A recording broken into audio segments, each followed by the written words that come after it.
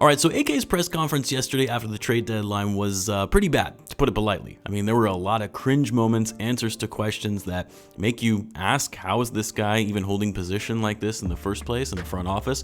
And I talked about it a lot in my video that I put out yesterday, so I won't focus too much on what was said or the lack of moves at the deadline in this video, because as of right now, we know nothing is changing with this team for the rest of the season. The current roster is the roster we will see for the final 30 games of the year, and over these next 30 games, really the only things I'm looking out for from here on out is seeing how these young guys show up, how they progress and improve from game to game to see what the Bulls really have going for them and whether or not any of these guys are viable long-term solutions to get this team back to relevance, with really the main focus being on Modest Bucelis and seeing just how well he does from here on out. That's really, to me, the only thing to look forward to for the rest of the season. I'm not going to be focused on the wins and losses per se, but how these guys carry themselves and develop on the whole. But the one thing I did find interesting coming out of the deadline is a tweet that came from Casey Johnson saying that while the Bulls are likely done making moves, since this was a few minutes before the deadline when he tweeted this, but that a lot of groundwork had been laid for this summer for more changes to happen. And given there isn't that much to look forward to for the rest of the season, I thought what better time than to talk about this upcoming offseason and what quote-unquote laying the groundwork could actually look like for the Bulls this summer. So what's going on, everyone? You're listening to Bulls Central here. Hope you're all doing well. Now, you guys know this is a basketball channel. I'm not much of a football guy, but when it's the biggest game of the year, I am all about it. Not just for the game, but for the fun and entertainment with family and friends. And with the game just around the corner, don't miss out on the last game of the season with Prize Picks, the best place to win cash while watching the big game. Prize Picks is also giving away a free pick for the game where one of the starting quarterbacks will only need to throw 1 yard to win. This is Patrick Mahomes' projection discount. Yes, all you need for him is to get 1 passing yard for you to win 1x your square. Check out the promos tab to tail any of their Super Sweat Millies winner big game lineups. If you tail a lineup that goes 3 for 3, you can win a split of $1 million in promo funds. As I've said before, what I love about Prize Picks is they are the best place to get real money sports action with player props. They've made daily fantasy sports accessible to all, whether you're a passive fan or a diehard. You just pick more or less on at least 2 players for a shot to win up to 1,000 times your cash. So download the app today and use the promo code BULLCENTRAL to get $50 instantly after you play your first $5 lineup.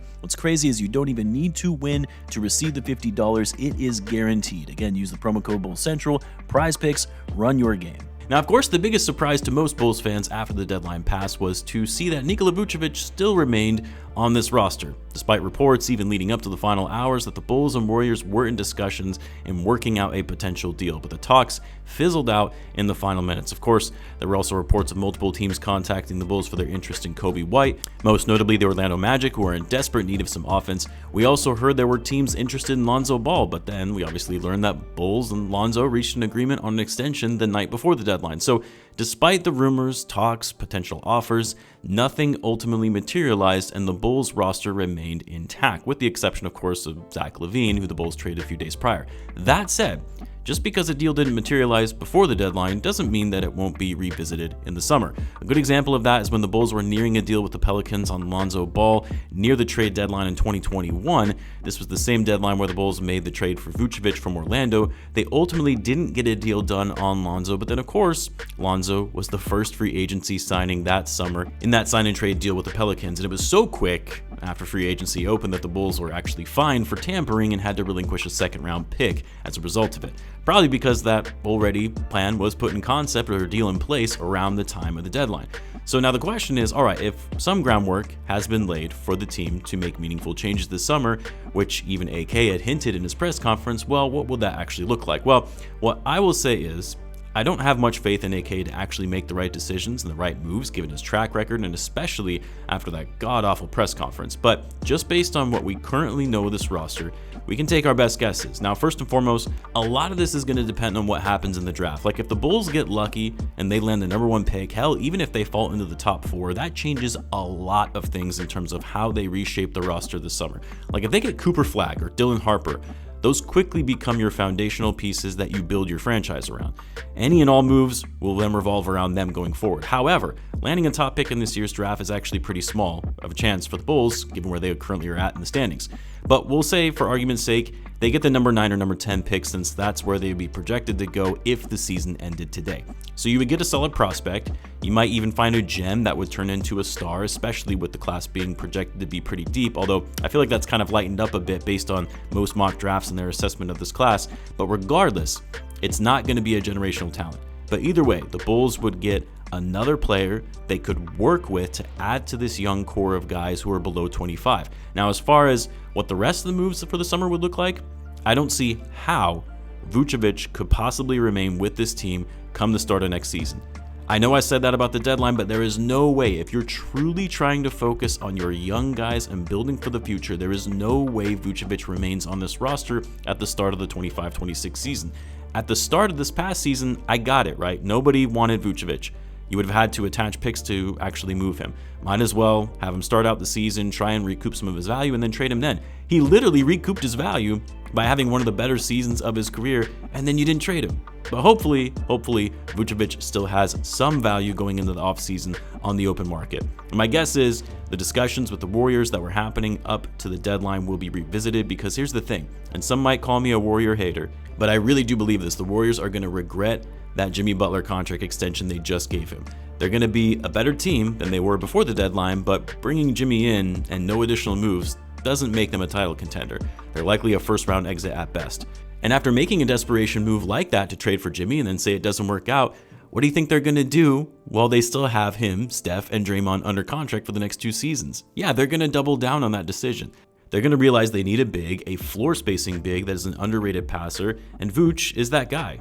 I doubt the Bulls are going to be able to get much for him. I'm not expecting some insane haul or a return, but it's a path to moving off Vucevic and really embracing the rebuild. The other piece of groundwork that was laid for the summer, and I know a lot of Bulls fans aren't going to want to hear this, but they're probably going to trade Coby White. Here's the thing. Coby has been great. He's completely elevated his game and been a cornerstone that I don't think most of us would have ever thought would happen. He quickly became one of the team's best players after being somewhat of an afterthought and coming off the bench. But when you look at this roster and see the Bulls have 6 point guards, I know they're not all listed as point guards and you can debate whether they're 1s or 2s, but they're playmaking guards that do best with the ball in their hands. And when you look across all of these guards, who is the player that is likely going to garner the most value on the trade market, but is also quickly due for an extension that the Bulls are probably going to be unwilling to commit to? It's Coby White. Io you can likely keep around for a cheaper deal at a lower rate relative to his production anyway, and his impact is felt on both ends of the floor. Josh Giddey, the front office isn't moving this guy.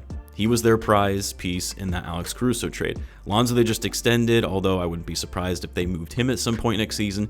Trey Jones, Javon Carter, they're not going to get you anything on the open market.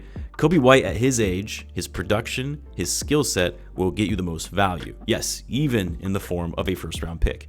And based on the reports of the Bulls having ongoing conversations with the Magic having a very underwhelming season after having that breakout year last year, they're a horrible team on offense. They need a shot-creating, semi-playmaking guard to help space the floor and give them more offensive firepower. Now, what would a trade look like? I have no idea. But if they can walk away with a first-round pick in that deal, that's a huge win. Now, as far as other moves go, like I mentioned, there's no doubt in my mind that they will re-sign Giddey, and it's probably going to be to a hefty amount because he puts up numbers, even though sometimes those numbers don't always translate to winning, but they'll re-sign Giddey. He'll likely become their biggest contract that they have on their books after re-signing him. I think they'll agree to an early extension with Io. Javon Carter is probably going to pick up his player option, and the Bulls will try and move him in a package deal. The thing that I'm most curious about is what are the Bulls going to do with Kevin Huerter and Zach Collins? Because most believe the Bulls would be flipping these guys in another trade prior to the deadline. That obviously did not happen, and now they're going to be with the team for the rest of the season. And unlike Trey Jones, who is on an expiring contract, Collins and Huerter are still under contract for next season. And it does make you think perhaps there is a package deal that was trying to be worked out to include both of those guys to try and get a little draft capital. Doubt it's going to be much, but something, since clearly neither of those guys are going to be part of this franchise long term. Now, the one thing I will say, and yes, this is a hot take, but I would not be surprised just based on some of the comments from AK and us knowing that he still has ambitions to make the playoffs, be competitive, what have you. I would not be shocked if they try and make a swing at one of two star players who could be on the market come this offseason, and that's Zion Williamson and LaMelo Ball. Now, it would be hard for the Bulls to get that salary to make a deal work, but guess what? Huerter and Zach Collins, both of those guys combined, make $36 million. That's one way to get there, especially if you throw in another player. And I would not be surprised if that's why the Bulls valued keeping their pick and having control of all of their future picks so they could use those picks to send out in a future deal for a young star. I don't think it's going to happen, but I also wouldn't be surprised if it does.